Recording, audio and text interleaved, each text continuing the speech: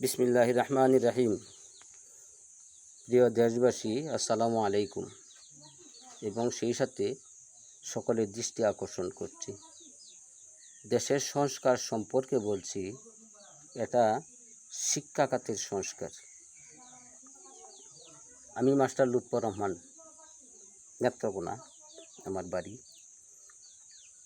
আমরা যখন পঞ্চম শ্রেণীতে লেখাপড়া করতাম, যাদের বয়স এখন থেকে 55 বছর বা তার ঊর্ধ্বে, তারা এই কথার সাক্ষী হতে পারেন। যেমন যারা 74 সাল এবং তার আগ পর্যন্ত পঞ্চম শ্রেণীতে লেখাপড়া করেছেন, তারা অবশ্যই এই কবিতাটুকু পড়েছেন। এই কবিতাটার একটা সংস্কারের প্রয়োজন আমি মনে করি। যেমন আমরা যখন লেখাপড়া করেছি তখন জানতাম যে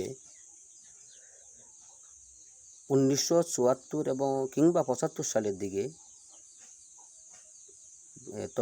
তখনকার সময় পাকিস্তানি মুদ্রার প্রচলন ছিল। দেশ স্বাধীন হওয়ার পরেও এই মুদ্রাগুলি আমাদের দেশে প্রচলন ছিল। তার দ্বারা ব্যবসা লেনদেন করা হতো এবং পাকিস্তান আমলে বইগুলিও প্রচলিত ছিল, তার মধ্যে আমরা লেখাপড়া করেছি। সেই সাথে পাঠ্য বইয়ের যখন এই মুদ্রার পরিবর্তন হয়, সেই সাথে পাঠ্য বইয়েরও পরিবর্তন করা হয়েছে। আমার প্রশ্ন হলো, আমাদের বিদ্রোহী কবি ও বাংলার জাতীয় কবি কাজী নজরুল ইসলাম, তিনি লিখেছেন,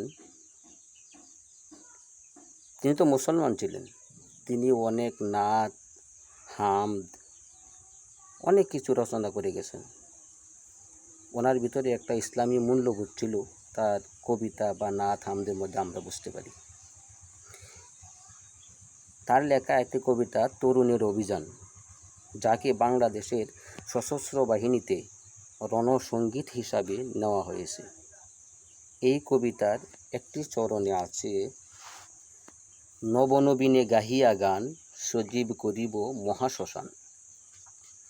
আমরা যখন এই কবিতাখানি পড়তাম তখন শিখেছিলাম, নবনবীনে গাহিয়া গান সজীব করিব গুরস্থান।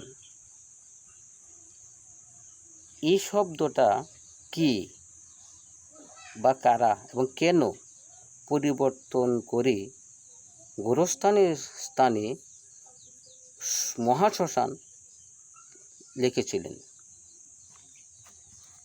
একই সাথে আরেকটি কবিতা, সেটি হলো